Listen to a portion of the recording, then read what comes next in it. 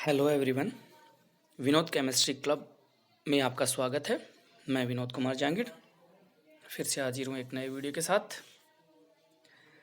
आज हम पढ़ेंगे 12th एजी केमिस्ट्री में structure of lipid and its function and vitamin. जो अपना रह गया था लिपिड में कुछ मैटर, वो कंप्लीट पढ़ेंगे अब। तो स्ट्रक्चर रह गई थी लिपिड की और इसके कुछ फंक्शंस जो जैविक कार्य हैं वो इसमें कुछ रह गए थे। इसके बाद में एक नया टॉपिक स्टार्ट करेंगे विटामिन वाला। तो यहाँ पे हम आज स्टार्ट करते हैं जो बचा हुआ टॉपिक है लिपिड का। सबसे पहले हम बात करते हैं लिपिड की रासायनिक संरचना, केमिकल स्ट्रक्चर ऑफ लिपिड। ये रासायनिक संरचना किस प्रकार से होती है। अब हम यहाँ पे प्राकृतिक लिपिड या फिर प्राइमरी लिपिड की बात करते हैं। यहाँ पे प्राथमिक जो संरचना होती है लिपिड की उसकी बात करेंगे यहाँ पे। तो सबसे पहले हम बात करते हैं वसा तेल। वसा तेल के बारे में हमने पढ़ा था कि जो वसा तेल होते हैं वो ग्लिसरॉल की लंबी श्रृंखला युक्त वसीय अम्लों के ट्राइग्लिसराइड होते हैं। यानी जो वसा तेल होते हैं ना वो ट्राइग्लिसराइड होते हैं। किसके? ग्लिसरॉल की लंबी श्रृंखला युक्त वसीय अम्लों के ये ट्राइग्लिसराइड होते हैं। इसके बारे में हमने पढ़ा था। तो वसा अम्ल में सम संख्या में कार्बन परमाणु पाए जाते हैं। सम संख्या में यानी 2, 4, 6, 8, 10, 12 इस टाइप से सम संख्या में कार्बन परमाणु पाए जाते हैं। किसमें? वसा अम्ल में। ठीक है। वसा अम्ल जो होते हैं ना वो संतृप्त और असंतृप्त सम संख्या में कार्बन परमाणु पाए जाएंगे, लेकिन संतृप्त और असंतृप्त दोनों प्रकार के हो सकते हैं। संतृप्त भी हो सकता है, असंतृप्त भी हो सकता है। यहाँ पे संतृप्त का मतलब होता है कि कार्बन कार्बन के मध्य सिंगल बॉन्ड हो, और असंतृप्त का मतलब होता है कार्बन कार्बन के मध्य या तो डबल बॉन्ड या फिर कार्बन कार्बन के मध्य ट्रिपल बॉन्ड हो। उसे बोलते हैं असंतृप्त वसीय अम्ल। ठीक है, वसा अम्ल। तो सिंगल बॉन्ड है तो संतृप्त, डबल बॉन्ड या फिर ट्रिपल बॉन्ड है तो असंतृप्त वसीय अम्ल। तो ये दोनों प्रकार के हो सकते हैं, संतृप्त भी और असंतृप्त भी। ठीक है। वसा अम्लों में जो एग्जाम्पल्स इसके जैसे पामेटिक अम्ल, स्टीयरिक अम्ल, पामेटिक अम्ल और स्टीयरिक अम्ल, ये दो मुख्य हैं भाई। ये कौन सी में? संतृप्त वसा में। संतृप्त वसा अम्ल है उनमें मुख्यतः पामेटिक अम्ल और स्टेरिक अम्ल ये मुख्य हैं। ये तो संतृप्त वसा के उदाहरण हो गए दोनों। इसके बाद में असंतृप्त वसा अम्ल जो होते हैं उसके अंदर ऑक्सैलिक अम्ल, लिनोलिक अम्ल, लिनोलेनिक अम्ल आदि जो हैं वो मुख्य होते हैं। असंतृप्त में कौन कौन से? ऑक्सैलिक अम्ल, लिनोलिक अम्ल, लिनोलेनिक अम्ल आदि जो होते हैं वो असंतृप्त वसा में मुख्य रूप से पाए जाते हैं। ठीक है। अब एक हम यहाँ पे सामान्य ट्राइग्लिसराइड जो वसा या तेल होता है उस सामान्य ट्राइग्लिसराइड के जो सूत्र होता है कि किस प्रकार से उसके सूत्र की संरचना होती है, यानी किस प्रकार से उसकी संरचना होती है, तो उसको इस प्रकार से हम व्यक्त कर सकते हैं जो नीचे दिया गया है। सामान्य ट्राइग्लिसराइड यानी कि वसीय अम्ल या तेल जो होता है उसको। तो देखो सबसे पहले हम बात करते हैं ग्लिसरॉल की, और ग्लिसरॉल होता है CH2OH CHOH CH2OH, यानी 3 कार्बन जो हैं वो आपस में सिंगल बॉन्ड द्वारा जुड़े हुए होते हैं और इन तीनों कार्बन से 3 OH समूह होते हैं, इसीलिए इसको बोलते हैं ग्लिसरॉल। इसीलिए ये क्या कहलाता है? ग्लिसरॉल कहलाता है। तो CH2OH CHOH CH2OH इसे ग्लिसरॉल कहते हैं। अब देखो इस ग्लिसरॉल के साथ में हम क्या करवाते हैं, एक जो वसा अम्ल होता है, फैटी एसिड होता है, ट्राइग्लिसराइड का मतलब जो वसा अम्ल होता है ना उसकी क्रिया कराते हैं। तो ये एक उच्च कार्बन वाला अम्ल है, लंबी श्रृंखला वाला अम्ल है। ये वाला देखिए 3 फैटी एसिड बोलते हैं इसे, यानी ट्राई फैटी एसिड बोल सकते हैं। 3 फैटी एसिड, 3 लेते हैं। 3 फैटी एसिड का मतलब 3 एसिड ही लेते हैं इस प्रकार के। देखो एक ये रहा, एक ये रहा, एक ये रहा। ये वसी अम्ल है, इसको बोलते हैं हम RCOO। और जो वसा बनाएगा RCOOR, एक तरह से अम्ल है, एसिड है ये। फिर देखो दूसरा ये रहा RCOR, तीसरा ये रहा RCOR। अब इसमें R जो है वो अलग अलग हो सकते हैं, समान भी हो सकते हैं। यहाँ मैंने लिया है R dash, R double dash, R triple dash, यानी कि ये तीनों R समान नहीं है। ठीक, अब ये तीनों जब इसके साथ में जुड़ेंगे, क्रिया करेंगे, तो हमेशा ध्यान रखें आप, इसका जो OH है, ये OH जो है ना, ये H प्लस देगा। ठीक है, 3 H प्लस निकलेंगे, O जो है वो माइनस के रूप में यहाँ पे बच जाएगा। ठीक, अब ये अम्ल जो है, एसिड, इसमें ये जो OH समूह ना तीनों के, ये तीनों OH इस H के साथ में जुड़ करके और H plus OH is equal to क्या बनाते हैं, H2O। क्या बना लेते हैं, जल, H2O बना लेते हैं। तो ये यहाँ से अम्ल से OH निकलेगा और ग्लिसरॉल के OH से H निकलेगा, यानी एल्कोहल टाइप हो गए, इससे H निकलेगा, आपस में निकल करके H2, 3 H2 बनाएंगे। देखो ये 3 है, इसलिए 3 H2 बन जाएंगे और इसके बाद में ये H निकलने से 3 O की वैलेंसी खाली हो जाएगी, इसलिए तीनों O जो है वो इस C डबल बॉन्ड O वाले इस, ये R इसके साथ ऑलरेडी जुड़ा होगा, इसके साथ में आकर के जुड़ जाएंगे। ठीक है, और इस प्रकार से एक एस्टर का फॉर्मेशन होगा जो एक वसी अम्ल यानी ट्रिग्लिसराइड यानी कि वसी अम्ल बनेगा। देखो ये बन रहा HCH, देखो CH2 हो गया ना ये, तो CH2 ये हो गया, फिर इसके O खाली हुआ था, ये O, फिर ये ना O double bond C double bond OR, ये देखो C double bond OR dash, फिर R double dash R triple dash, ये इस प्रकार से जुड़ जाएगा और एक ट्राई एस्टर जो है इस प्रकार से बन जाएगा, ये ट्राइग्लिसराइड, यानी एक ग्लिसरॉल होगा और उसे 3 अम्ल जो है आपस में जुड़ करके वो ट्राइग्लिसराइड बनाएगा ये। तो ट्राई एस्टर ऑफ ग्लिसरॉल से ट्राई एस्टर का फॉर्मेशन हो जाएगा। तो ये एक वसीय अम्ल हो गया, लंबी कार्बन श्रृंखला वाला। ठीक है, तो ये इस प्रकार से इसकी संरचना होगी। तो ये है वसीय अम्ल की, ट्राइग्लिसराइड की एक सामान्य संरचना, इस प्रकार से होता है।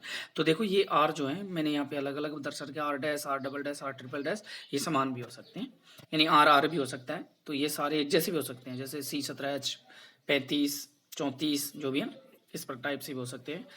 तो इस प्रकार से ट्राइग्लिसराइड में 3 अम्ल समान या अलग अलग हो सकते हैं। तो 3 अम्ल जो हैं वो समान भी हो सकते हैं और अलग अलग, यानी ये अम्ल जो है ना ये समान भी हो सकते हैं और अलग अलग भी हो सकते हैं ट्राइग्लिसराइड में। ठीक है, ये हो गए ग्लिसरॉल की संरचना, प्राथमिक संरचना। ट्राइग्लिसराइड को किस प्रकार से दर्शाया जाता है उसकी संरचना हो गई है। अब हम बात करते हैं लिपिड के जैविक कार्य।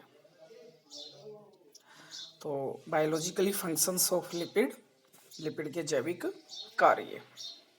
तो यहाँ पे देखो अब लिपिड के जैविक कार्य, यानी कि लिपिड जो है वो जीवों के अंदर यानी कोशिकाओं के अंदर क्या कार्य करती है।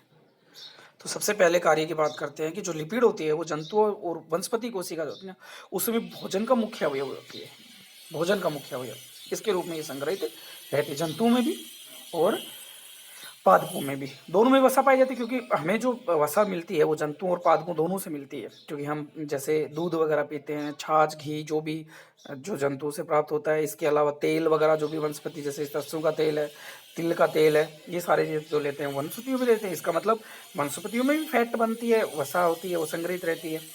तो ये जंतुओं में भी और वनस्पतियों की कोशिकाओं में भोजन के मुख्य अवयव के रूप में ये संग्रहित रहती है, क्योंकि मुख्यतः ऊर्जा का जो कार्य होता है वो लिपिड ही करती है, यानी वसा ही करती है। वसा ज़्यादा ऊर्जा देने वाली होती है, लेकिन इसकी मात्रा ज़्यादा नहीं ली जाती है। और इसके अलावा जो है ये कोशिकाओं में ऊर्जा का मुख्य स्रोत होती है, लिपिड होता है, ये मुख्य स्रोत है कोशिकाओं में ऊर्जा देने का। सबसे ज़्यादा मुख्यतः स्रोत कौन है, लिपिड होता है जो कोशिकाओं को ऊर्जा देता है। ठीक है, फिर देखो फास्फोलिपिड, हमने लिपिड के प्रकार पढ़े थे, टाइप ऑफ लिपिड या क्लासिफिकेशन ऑफ लिपिड, तो उसमें हमने फास्फोलिपिड पढ़ा था, जो हमने कुछ अन्य समूह पाए जाते हैं। तो इसके अंदर फास्फोलिपिड हमने पढ़ा था, फास्फोरिक अम्ल पाया जाता है उसके अंदर, वसीय अम्ल और अल्कोहल, वसा अल्कोहल के साथ में, तो फास्फोलिपिड कहलाती है वो। तो ये क्या करती है, कोशिकाओं के संरचनात्मक घटक होते हैं, यानी ये कोशिका जो होती है ना उसकी संरचना बनाने में भाग लेता है फास्फोलिपिड। ठीक, कुछ लिपिड क्या होते हैं भाई, एंजाइम जो होते हैं ना, एंजाइम वो सक्रियण का काम करते हैं, यानी एंजाइम को क्रियाशील बनाने के लिए, सक्रिय करने के लिए भी ये काम आता है। तो कुछ लिपिड एंजाइमों के सक्रियण में काम आता है। या भाग लेते हैं या आवश्यक होते हैं उसके लिए। तो एंजाइम के सक्रियण में भी इसका उपयोग होता है, आप इसको याद रखेंगे भाई। तो इसके बाद में है लिपिड जो है कुछ हार्मोन जो होता है ना उसके संश्लेषण में भाग लेते हैं। जैसे हार्मोन्स के संश्लेषण होते हैं। हार्मोन्स जो होते हैं हमारे शरीर में अंतःस्रावी ग्रंथियां होती हैं, उनके द्वारा स्रावित होते हैं, और बहुत सारी अंतःस्रावी ग्रंथियां होती हैं। अंतःस्रावी होती हैं और बाह्यस्रावी भी होती हैं। दो प्रकार की ग्रंथियां होती हैं। एक तो शरीर के बाहर जो ना अपने पसीने में आता है, पसीने में कुछ हार्मोन्स आते हैं, तो उसके द्वारा बाह्यस्राव भी होता है, कुछ अंतःस्राव भी होता है। तो अंतःस्रावी ग्रंथियां जो होती हैं उनमें भी और बाह्यस्रावी ग्रंथियों में भी हार्मोन्स सिक्रेशन होता है, हार्मोन्स का निर्माण होता है। हार्मोन मतलब बनता है। तो लिपिड जो होती है वो हार्मोन के संश्लेषण में काम आता है या उसमें भाग लेता है। ये उसके इसके जैविक कार्य। तो ये लिपिड के जैविक कार्य हो गए। तो हमारे पास ये 5 जैविक कार्य लिखे हुए हैं। ये देखिए, आप कम से कम 2 और अधिकतम से अधिकतम 4 आप जैविक कार्य याद रखेंगे। मैंने आपको 5 लिखवा दिए हैं, आप इनको याद रख लेंगे। स्टूडेंट, आई होप आपको वीडियो पसंद आ रहा होगा। यदि आपको वीडियो पसंद आ रहा है ना तो आप इसको शेयर कीजिए दोस्तों में, ताकि उनको भी इसका फ़ायदा मिल सके। लाइक ज़रूर कर दें, ताकि आप लाइक करोगे, जितने ज़्यादा लाइक करोगे तो ये मोटिवेशन जाएगा हमारे को कि आप मतलब पसंद कर रहे हो वीडियो को, तो हम और भी बेटर तरीके से आपको और भी नई नई चीज़ें आपको दे सके। और आप इसको सब्सक्राइब ज़रूर करना स्टूडेंट। जब आप देखो इसको तो आप सब्सक्राइब ज़रूर करें, सब्सक्राइब करना ना भूलना। सब्सक्राइब करोगे तो आपको जो भी नया वीडियो डालेंगे तो उसका नोटिफिकेशन आपको प्राप्त हो जाएगा। और ऑल जो आप पे घंटी के आइकन पे क्लिक करोगे तो ऑल नोटिफिकेशन का वो आएगा, ऑल वाले पे क्लिक कर देना, तो आपको सभी जो भी नई वीडियो बनाएंगे उसकी जानकारी आपको प्राप्त होती रहेगी। चलिए हम नेक्स्ट टॉपिक की बात करते हैं। नया टॉपिक है लिपिड, हमारा खत्म हो गया। अब हम बात करते हैं विटामिन। बड़ा इंपॉर्टेंट है, बहुत थोड़ी सी मात्रा चाहिए होती है विटामिन की हमारे शरीर को, लेकिन बहुत ज़रूरी होती है। क्योंकि अगर विटामिन की लगातार कमी होती है ना तो बहुत सारे रोग हो जाते हैं। Vitamin A B C D आपने पढ़ा होगा, देखा होगा, सुना होगा, छोटी क्लासों में भी आए होंगे। विटामिन ए से होने वाला रोग, विटामिन बी से होने वाला रोग, बेरी बेरी रतौंधी, विटामिन सी से स्कर्वी, रिकेट्स आदि आदि जो रोग होते हैं। तो इसका मतलब ये है कि अगर लगातार किसी विटामिन की कमी हो जाएगी तो निश्चित रूप से हम अस्वस्थ हो जाते हैं, बीमार हो जाते हैं। तो ये बहुत ज़रूरी है, लेकिन थोड़ी सी मात्रा में चाहिए होता है या अल्प मात्रा में चाहिए होता है। तो चलो हम स्टार्ट करते हैं विटामिन को, कि विटामिन क्या है।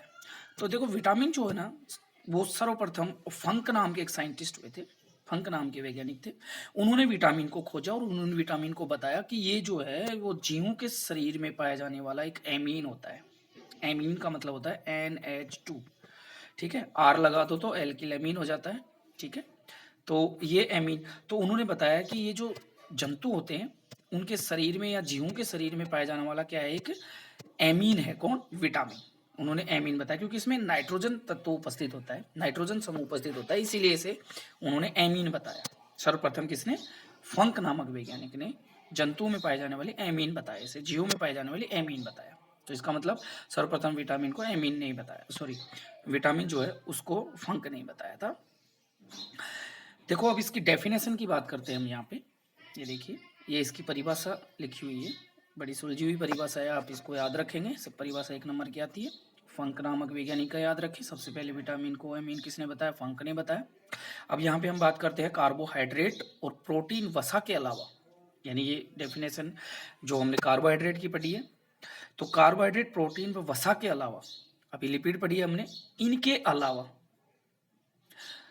जैविक पदार्थ, इनके अलावा जो जैविक पदार्थ है जो शरीर की वृद्धि, पोषण व स्वास्थ्य के लिए जरूरी है। स्वास्थ्य, इससे पहले हमने जो भी परिभाषा पढ़ी उसमें स्वास्थ्य का हमने यूज नहीं किया था शब्द का, क्योंकि हमने अभी बोला था कि अगर विटामिन की कमी हो जाएगी तो कई प्रकार के रोग हो जाते हैं। तो स्वास्थ्य इसमें इंपॉर्टेंट है। बाकी वृद्धि पोषण तो करेगा, वृद्धि पोषण तो उनसे भी होती है, जैसे कार्बोहाइड्रेट, वसा, प्रोटीन्स हैं, तो वृद्धि पोषण तो वो भी करते हैं, लेकिन स्वास्थ्य इंपॉर्टेंट इससे है। तो कार्बोहाइड्रेट, प्रोटीन व वसा के अलावा वे जैविक पदार्थ जो शरीर की वृद्धि, पोषण व स्वास्थ्य के लिए आवश्यक होते हैं, क्या कहलाते हैं? विटामिन कहलाते हैं। किस किस के लिए? वृद्धि, पोषण व स्वास्थ्य के लिए इंपॉर्टेंट, स्वास्थ्य के लिए आवश्यक होते हैं, क्या कहलाते हैं? विटामिन कहलाते हैं। किसके अलावा? कार्बोहाइड्रेट, प्रोटीन व वसा के अलावा वे जैविक पदार्थ जो शरीर की वृद्धि, पोषण व स्वास्थ्य के लिए आवश्यक होते हैं क्या कहलाते हैं? विटामिन कहलाते हैं। ठीक, विटामिन की अल्प मात्रा जो है वो ही शरीर की जैविक क्रियाओं के लिए सहायक होती है। यानी कि थोड़ी सी मात्रा, भी बताया था मैंने थोड़ी देर पहले कि थोड़ी सी मात्रा ही अगर विटामिन की होगी तो वो ही सजीव की जितनी भी जैविक क्रियाएं होती हैं, शरीर की जितनी भी जैविक क्रियाएं होती हैं उनके लिए आवश्यक होती है। बहुत सारी क्रियाएं, लगभग क्रियाएं जो होती हैं इनके द्वारा निर्मित होती है, यानी इनके द्वारा ही संचालित होती है, मोटिवेशन होती है।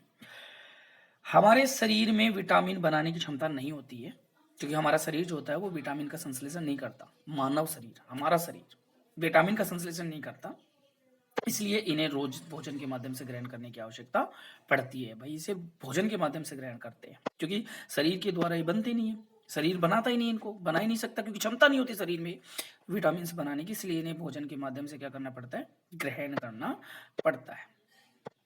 यदि विटामिन की कमी हो जाती है शरीर में तो शरीर अस्वस्थ हो जाता है। तो इनकी कमी से शरीर क्या हो जाता है? अस्वस्थ हो जाता है। यदि विटामिन की शरीर में कमी हो गई तो शरीर क्या हो जाएगा?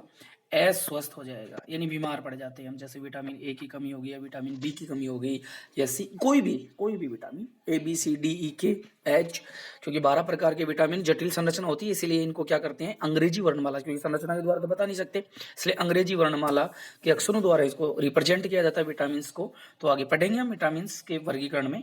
Vitamin A, vitamin B, vitamin C, vitamin D, vitamin E, vitamin K, vitamin H, ये सारी चीज़ें हम पढ़ेंगे।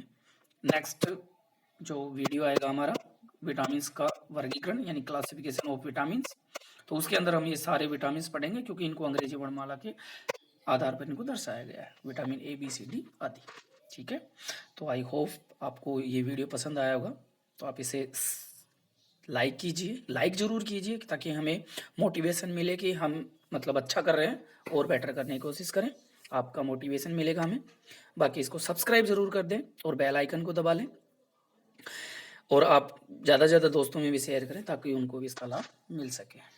Thank you so much.